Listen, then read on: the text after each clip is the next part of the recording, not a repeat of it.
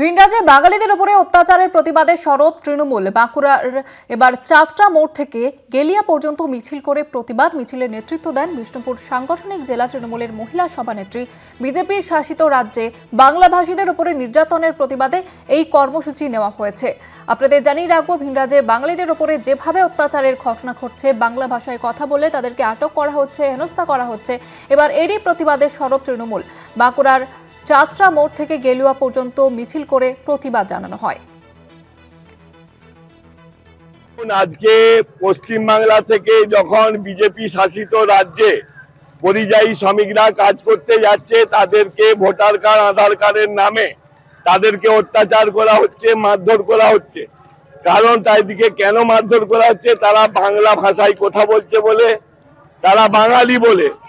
আজকে তারই প্রতিবাদে আমাদের দলনেত্রীর নির্দেশে প্রতি শনিবার এবং রবিবার আমরা প্রতি অঞ্চলে কোথাও বুথে আমরা মিছিল, পথসভা, মিটিং করছি।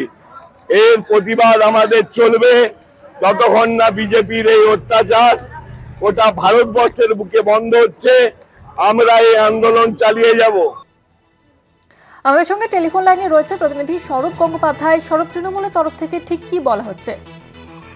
দেখো, তৃণমূলের তরফ থেকে যেটা বলা হচ্ছে, রাজ্যের মুখ্যমন্ত্রী মমতা বন্দ্যোপাধ্যায়ের নির্দেশে জেলায় জেলায় প্রতিটি অঞ্চলে অঞ্চলে শনিবার এবং রবিবার তৃণমূল কংগ্রেসের এই যে ভাষা প্রতিবাদ আন্দোলন, এটা কিন্তু তারা করবেন, এই কর্মসূচি পালন করবেন।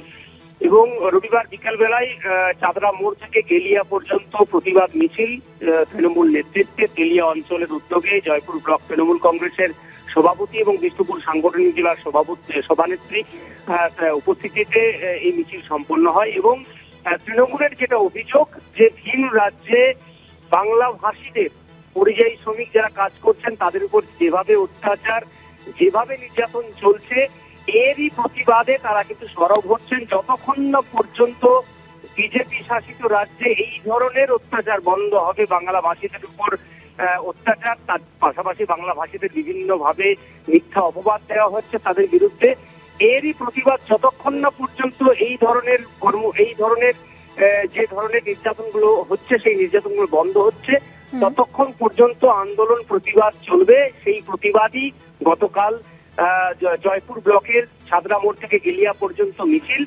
সেই মিছিলে মহিলা কর্মীদের উপস্থিতি একদম লক্ষ্য করা যায়। পাশাপাশি এই আন্দোলনের মাধ্যমে তৃণমূলের যেটা বক্তব্য, তারা কিন্তু এই আন্দোলন চালিয়ে যাবেন যতক্ষণ না পর্যন্ত এই বাঙালির উপর অত্যাচার, বাংলা ভাষীদের উপর অত্যাচার ভিন রাজ্যে বিজেপি শাসিত বন্ধ হচ্ছে, এই কর্মসূচি চলবে।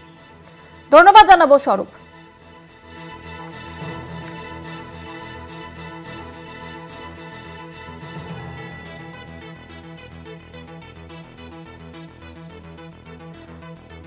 আপনাদের জানিয়ে রাখবো, এবার বাঁকুড়ায় তৃণমূলের মিছিলে এবার তৃণমূলে একাধিক দাবি দাওয়া তুলে ধরেছেন। বিজেপির শাসিত রাজ্যে বাংলাভাষীদের ওপরে নির্যাতনের প্রতিবাদে এই কর্মসূচি পালন করা হয়।